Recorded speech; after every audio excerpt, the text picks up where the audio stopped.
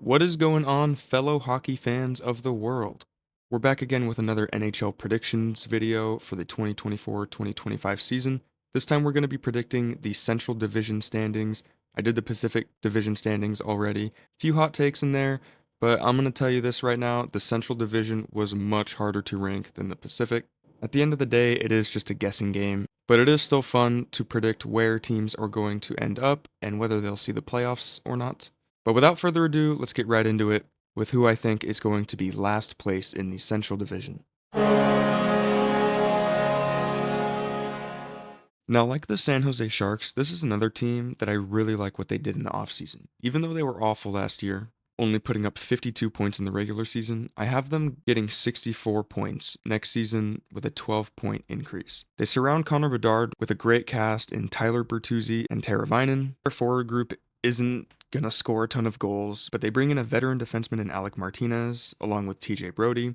And honestly, this is one of the better goalie tandems that I like in the league. I think Peter Mrazek is super underrated. I think he played a great season last year. And they also bring in Laurent Brossoit, who is a very competent backup goaltender. I think even if their blue line is awful, which which it is, these goalies can keep a close game. This team isn't going to score much. They're not going to win a ton of games, but I do think they're going to be better than last year, and this team's future is bright.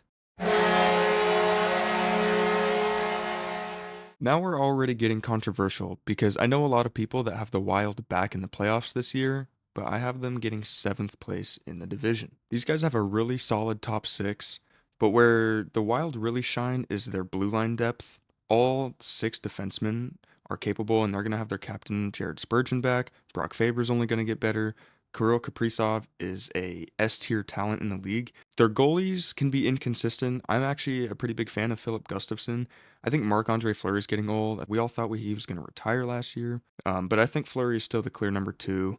Gustafsson just needs to stay consistent. But this team just didn't really do anything in the offseason. A lot of the other teams in this division got a lot better than the Minnesota Wild, and I think this team just screams mid. From having 87 points last year, I have them regressing just a little bit this year with 84 points, which is enough to get all the way down at 7th in the division and miss the playoffs. Like I said in the intro of this video, the Central was super hard to rank. I think this division is going to be super close. I think the Wild are still going to be in the playoff hunt towards the end of the season.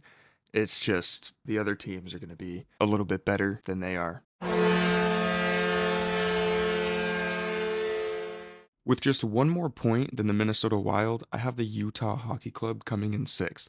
This is another team that's really hard to predict, being in a new building, but this team got a lot better. Their blue line looks way different, but a lot better. They bring in Mikhail Sergachev, John Marino, Ian Cole, really like Sean Dursey, and Huso Valimaki is decent as well. This blue line is really going to complement the goalie tandem, which I think is super underrated. Connor Ingram and Kirill Vejmelka are super capable of big shutout games. I mean, we've seen it in the past at Mullet Arena. And now with a new city, a new crowd, a new arena to put up some fight, I think this team can surprise a lot of people and be a lot better this year. They have some really solid forward depth with an elite scorer in Clayton Keller. Ranking this team down at 6th honestly makes me sad. I feel like this team could make a playoff push. Same with the Minnesota Wild. But for now, I have the Utah Hockey Club getting 6th, another team whose future is just bright.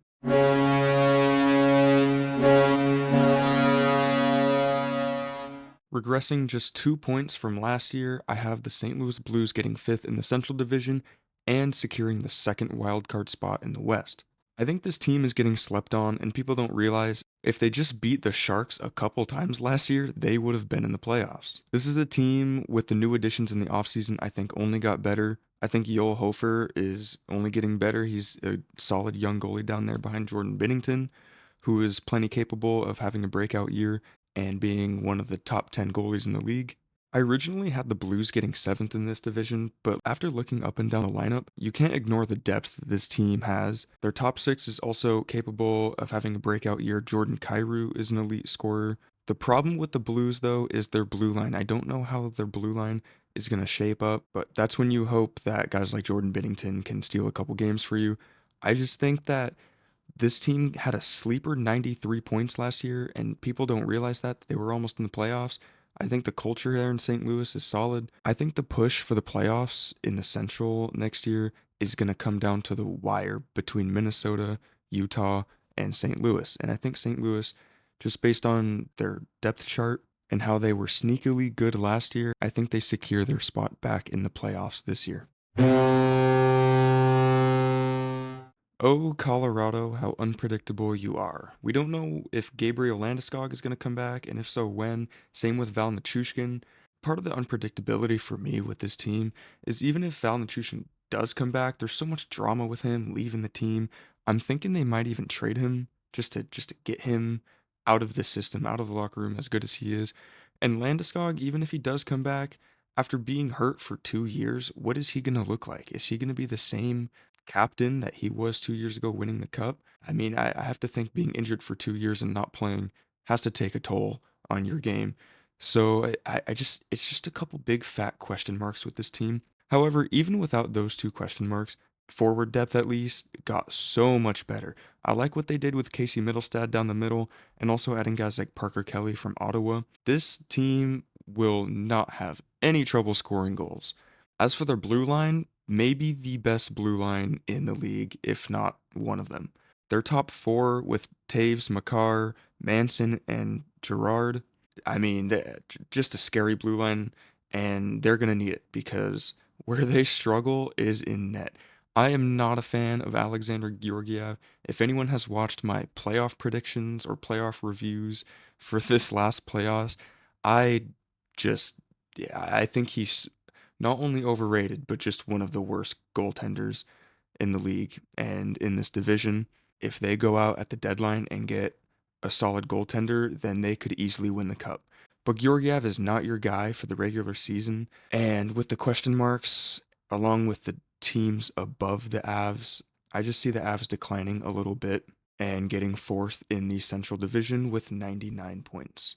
Can this team make a deep playoff run and even win the cup? Absolutely. Can they win the Central and prove me wrong, get first? Absolutely. Don't blame anyone for having the Avs win the Central or getting anywhere in the top four. But this is just where I have them for right now. And we'll see what this team looks like in a couple months because we don't know. With Landeskog and Nichushkin, we'll just have to wait and see. But I have the Avs getting fourth in the Central. I think the Winnipeg Jets are super slept on going into next year. Just because they got bounced, like absolutely destroyed in the first round of the playoffs by the Avs last year, that doesn't take away from the fact that they were a 110-point regular season team last year, and they haven't really changed much at all. The Jets have maybe the best scoring depth in the entire National Hockey League. After fleecing LA in the trade with Pierre-Luc Dubois and getting Alex Iafallo and Gabriel Velarde out of it, and then you look at just some of the other sleeper scores on this team, like Kyle Karner, Mark Scheifele is still a solid player, Cole Perfetti, Adam Lowry, Nino Niederreiter. I mean, just up and down the lineup, all four lines can score. And you look at Josh Morrissey, one of the best defensemen in the league. And then obviously you have the best goalie in the league, Vezina Trophy winner in Connor Hellebuck. I just don't get why people aren't believing in this team, at least in the regular season. I think 110 points is a little bit much for this team. I think maybe they overachieved just a little bit last year, but I still have them in the 100-point club, making the playoffs, getting third in the Central. And this is still just one of the more solid teams. If you want to say you don't believe in them at all when the playoffs come around, fair enough, because they haven't proven otherwise. But I think a new look behind the bench and their new coach might help the blue line a little bit, might help Connor Hellebuck see the puck a little bit better when it comes playoff time. I'm just saying don't sleep on the Jets. This is still a solid team. I have them getting third in the Central. I said the Jets might have the best depth in the league, but honestly, the Stars are up there as well. This team year in and year out proves to just be solid throughout the entire season. They've made it to the Western Conference Finals 2 years in a row, and they didn't lose much. Pavelski retired, they lost Chris Tanev. They added some interesting pieces on the blue line. I think that might have gotten a little worse. And Jake Ottinger can be inconsistent as well. But the bottom line is this forward group, all four lines are so consistent. It's hard to put the Stars anywhere but top two in this division. I predicted that they would win the division last year, and although I felt smart for doing that over the Avs, I don't have them winning the division this year, but they're still going to be just that solid of a team. They had 113 points last year. I have them with 108 points this year. I'm excited to see Miro Heiskanen and how much better he gets. But other than that, I have them just barely getting second place in the Central, locking up home ice for the playoffs, and we'll see if they can get past the Western Conference hump next year. Yep, I am absolutely buying into the Nashville Predators next year. I think the way they played in the second half of the end of the season last year was enough for me to think that they were already going to improve this year. But the fact that they would go out and get Steven Stamkos and Jonathan Marchessault, this offense and this forward depth is insane.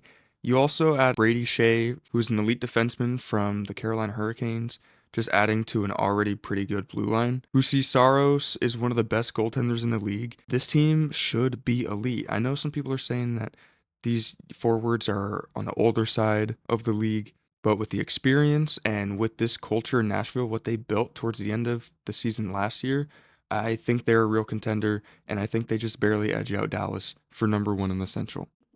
That's going to do it for my Central Division predictions. Let me know what you agree or disagree with. Like I said, the Central Division was one of the harder divisions to predict. I think any of the Minnesota, Utah, or St. Louis teams can make the playoffs.